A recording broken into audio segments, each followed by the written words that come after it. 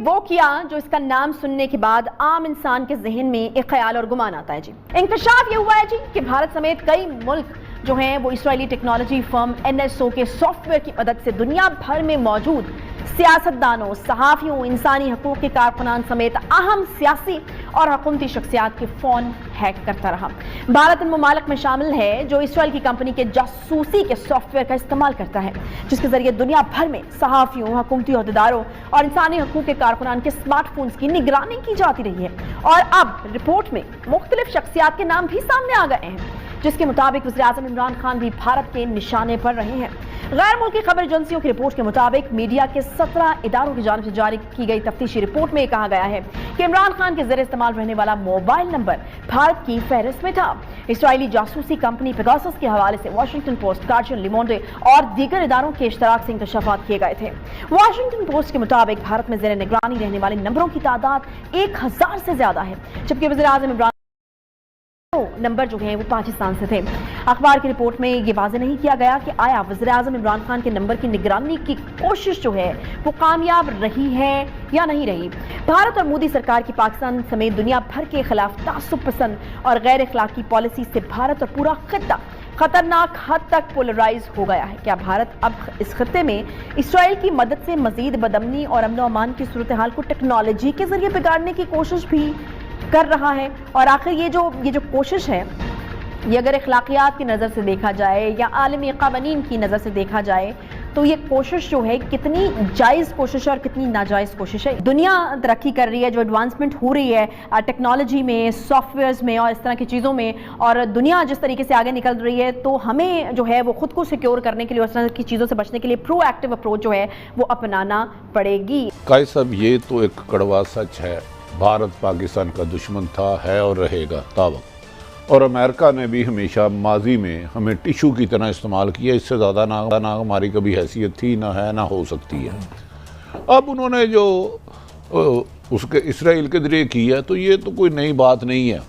हमारे अदारे इधर में आपका टेलीफोन रिकॉर्ड होता है, मैं बता रहा हूँ की करना नहीं चाहते, मैं बता रहा हूँ। इस यार मुझे एहसास हुआ कि मैं कोई अहम आदमी हूँ।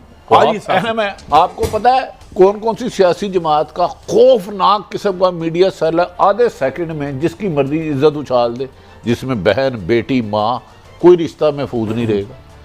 ये तो एक, मैं क्या कहूँ। लेकिन जब वज़ीर-ए-आज़म नहीं थे उस वक़्त तो वो प्राइम मिनिस्टर साहब का फ़ोन चलो सुन रहे थे या उसको कैच करने की कोशिश कर रहे थे। यूनियन पोस्ट ने भी आज आधी खबर दी है, खबर कुछ शायद और भी है। लेकिन गुजारिश ये है, असल बात है कि जो हमारे अदारे हैं वो उनके भी नंबर मेरी इतलात के मुताबिक टेप कर रहे थे। अब कादी साहब एक फैसला करना होगा पाकिस्तानी कौम को और हुकूमत को, जिसकी बहुत बड़ी अमेरिका में इन्वेस्टमेंट है, किसी भी सूरत में उसे इधर किसी अहम ओहदे पे नहीं रहना चाहिए।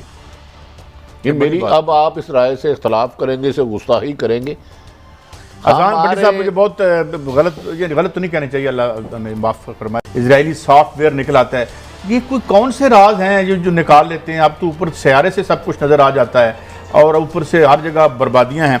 तो ये क्या इससे लेना चाह रहे थे? और दूसरा मेरा सवाल आपसे ये होगा कि क्या हम इस रूलिंग इशराफिया के होते हुए हम अपना इधर रुख कर सकेंगे चाइना की तरफ, या रेजिस्टेंस आएगी? जनरल साहब देखें, दुश्मन तो हमेशा दुश्मनी करता है और इसमें कोई शिकायत वाली बात नहीं है। पेगासस उन्होंने, उनका सॉफ्टवेयर इस्तेमाल हुआ, लेकिन इस्तेमाल ज़्यादा हिंदुस्तान ने किया और वो हमारे टेलीफोन टैप करने की कोशिश सारी दुनिया करती है। अमेरिका करता है जिस मुल्क में, और अपने दोस्तों के भी करते हैं वो टेलीफोनों का टैप करना, पता लगाना किसका किसके साथ क्या बात हो रही है। तो ये एक नॉर्मल बात है। बात जो ज़्यादा इम्पोर्टेंट है वो ये है कि क्या हम में ये इतना शऊर है कि कौन सी बात करनी है, कौन सी बात नहीं करनी है, टेलीफोन पे क्या बात करनी है। जब आप नए किसी मुल्क में जाते हैं, किसी होटल के कमरे में ठहरते हैं, वहाँ क्या कुछ बगिंग हो सकती है, गाड़ियों में क्या बगिंग हो सकती है, इसके लिए बाकायदा एक ट्रेनिंग की जरूरत है। आई एम श्योर कि जो हमारे टॉप की लीडरशिप है उसको इंटेलिजेंस वाले बताते ही होंगे, उनके साथ भी होते हैं कि क्या क्या इम्कानात हैं। तो एक तो ये ट्रेनिंग की ज़रूरत है, दूसरा हमें कोई फायर बॉल्स बनाने की ज़रूरत है ताकि हम इन चीज़ों को बचाएं, अपने जो लोग हैं। और तीसरा ये है कि हमें जवाबी काम करने की जरूरत है। बात ये है कि आज की दुनिया में अगर आप सिर्फ डिफेंसिव रहे ना कि जी ये हो, आप इधर अपना दिफा कर लें, उधर अपना दिफा कर लें, कहाँ दिफा करेंगे, हजारों टारगेट्स हैं। तो ये मामला जो है ये तो ऐसे है, तो इसमें तो मेरा ख्याल हमें इन तीनों जहतों में काम करना पड़ेगा जहां तक ये सॉफ्टवेयर की बात है। दूसरा आपने सवाल क्या किया था? मैं ये अर्ज कर रहा था कि यहाँ पे लगता है कि हमारे अंदर भी टग ऑफ वार होगा, क्योंकि हमारी शराफिया के सारे असासे बाल बच्चे तो उधर हैं। तो ये एक शक शुबे की फिजा है और चीन की तरफ तो नहीं है इतना झुकाव हमारी शराफिया का। देखिए, दीवार पे लिखी हुई चीज है, एक कॉमन सेंस की बात है। आपसे कोई पूछे, मुझसे कोई पूछे, कोई ज्यादा पढ़े लिखे शख्स से पूछे, अनपढ़ से पूछ ले कि इस वक्त पाकिस्तान का रुख किस तरफ होना चाहिए, हमें कौन सूट करता है, हिस्ट्री क्या बताती है, कौन सा मुल्क है जो हमें धुले हुए कपड़े की तरह इस्तेमाल करके फेंक देता है, कौन सा मुल्क है जो हर वक्त हमारे साथ खड़ा होता है। इसमें कोई ऐसी बात छुपी हुई है नहीं। उसके बाद भी अगर आपको ऐसा लगे कि हमें उस रुख पे नहीं जा रहे या उस स्पीड से नहीं जा रहे जैसे हमें जाना चाहिए। जनरल साहब, आपने जो बहुत अहम बातें की, मुझसे बेपनाह आप जानते हैं, मैं भी वो राज अभी नहीं बता सकता कौन कौन कहाँ मिला हुआ, कैसे पकड़ा गया, मुझसे ज्यादा आप जानते हैं। अमेरिका की हिस्ट्री है, उसने हमेशा हमें टिश्यू की तरह इस्तेमाल किया और डस्टबिन में फेंका। इसराइल और फलस्तीन का इशू हुआ, हमने फलस्तीन का भरपूर साथ दिया। अमेरिका ने हमें 20 साल इस्तेमाल किया। अब हमें चीन की तरफ जाने के अलावा कोई रास्ता नहीं। लेकिन क्या यह नहीं होना चाहिए कि अब जिस कोई भी पाकिस्तान में अहम ओहदे पे रहा है, अगर उसके बच्चे या उसका बिजनेस इंटरेस्ट अमेरिका में है, उसे पाकिस्तान में कोई अहम ओहदा ना दिया जाए? जैसे आपने फरमाया, खुदा ना खास्ता अगर पाक फौज जो जज्बों की शहादतों की एक लंबी दास्तान है, तो खुदा ना खास्ता कौन कौन खरीदा जाएगा इधर, तो पता ही नहीं लगेगा। फिर इसके लिए कोई पॉलिसी नहीं बनानी होगी? जी, सिर्फ पॉलिसी बनानी नहीं होगी, पॉलिसी को बड़ी सख्ती के साथ इम्प्लीमेंट करना होगा। बात यह है कि जब आपको शक पड़ जाए तो जो इंडिविजुअल होता है वो इतना अहम नहीं होता, चाहे वो जितना भी तीसमार खान हो, जितना कि कोई इंस्टीट्यूशन अहम है और इंस्टीट्यूशन से ऊपर जितना कि मुल्क अहम है।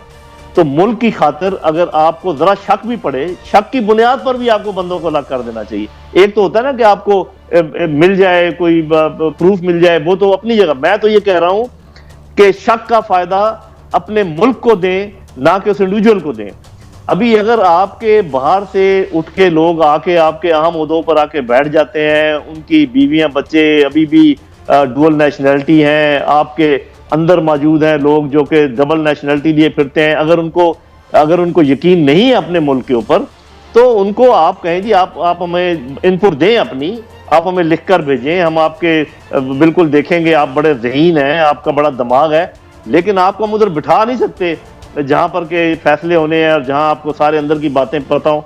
ये तो मेरे भाई कोई ऐसे साइंस नहीं है। अच्छा जनरल साहब, इसकी मेरी इतलात के मुताबिक मैं बहुत सारे ग्रेड 22 के ऑफिसर जानता हूं जिनकी नेशनैलिटी बाहर की है, इंटरेस्ट बाहर में है, अमेरिका में। जनरल साहब, दूसरा मोहित यूसुफ, इमरान खान साहब ने कहा था कि मैं ऐसा पाकिस्तान बनाऊंगा कि लोग बाहर से नौकरियां लेने आएंगे। मोहित यूसुफ नौकरियां लेने आ गया, जुल्फी बुखारी लेने आ गया, बाकी किसी गरीब आदमी को तो कोई मुझे आया ही नहीं। क्या इन चीज़ों पर हुकूमत को सीरियसली अब सोचने का वक्त नहीं है? क्योंकि मैं नहीं समझता कि अमेरिका, तो आपने खुद फरमाया जो दुश्मन है वो तो है ही दुश्मन, तो हमें अपने दोस्तों और दुश्मनों को अलग करना होगा अब। हाँ जी, जो आप सोचने की बात कर रहे हैं, सोचने का वक्त नहीं है। मतलब ये वक्त दोनों लिहाज से मेरा ख्याल नहीं है उनके पास। एक तो इस कदर ही वो मशगूल रहते हैं ऐसे कामों में, एक दूसरे को बुरा भला कहने में, अपने चीज़ों को ज़्यादा मल्टीप्लाई करके दिखाने में, पिछले माजी की ज़्यादा बात करने में, अपने जो ओपोनेंट्स हैं उनके पीछे लगे रहने में, कि उनके पास ये जो आप बातें कर रहे हैं आगे की सोच कि किस तरीके से मुल्क को काबू किया जाए, इसके लिए वाकई वक्त नहीं है। और ये जो आप कह रहे हैं कि क्या ये वक्त ऐसा नहीं है कि हमें कम से कम अभी ख्याल आना चाहिए, तो इसमें तो कोई शक शुबे की गुंजाइश ही नहीं है। लेकिन अगर आपको ऐसा नजर नहीं आ रहा, एक चीज जो कि बिल्कुल हमें बिल्कुल वाज़ेह है कि ऐसा होना चाहिए, और अगर ऐसा भी नहीं हो रहा तो फिर जो मैंने बात कही है कि रिव्यू करें अपने अदारों को, अपने इदारों में छानबीन करें और ये जो लोग बाहर से आके बैठ गए हैं आपके मुख्तलिफ हाई जल्द साहब, एक और सवाल मैं फिर मलिक साहब आप आइएगा। ये अफगान सफीर की बेटी का जो ये ड्रामा स्टेज किया गया था, कोई इसमें रियलिटी है? जल्द साहब, आप जानते हैं, अंदर के आदमी हैं, तो इस हवाले से क्या खबर है? मुझे कोई अंदर की बात मालूम नहीं है, लेकिन मैं ये बात कहूंगा कि क्योंकि एक बेटी इन्वॉल्व है, तो जब हम बात करते हैं तो उसमें तरह तरह के वो खदशात पैदा होते हैं, तो उस पर तो मैं नहीं जाऊंगा। लेकिन एक बात मैं आपको बता देता हूँ, मेरा ये अंदाजा है, ये सारी कार्रवाई हुई है अफगानिस्तान काबुल में पाकिस्तानी एम्बेसी बंद करने के लिए, और ये आप अगले 1-2 हफ्ते में देख लेंगे।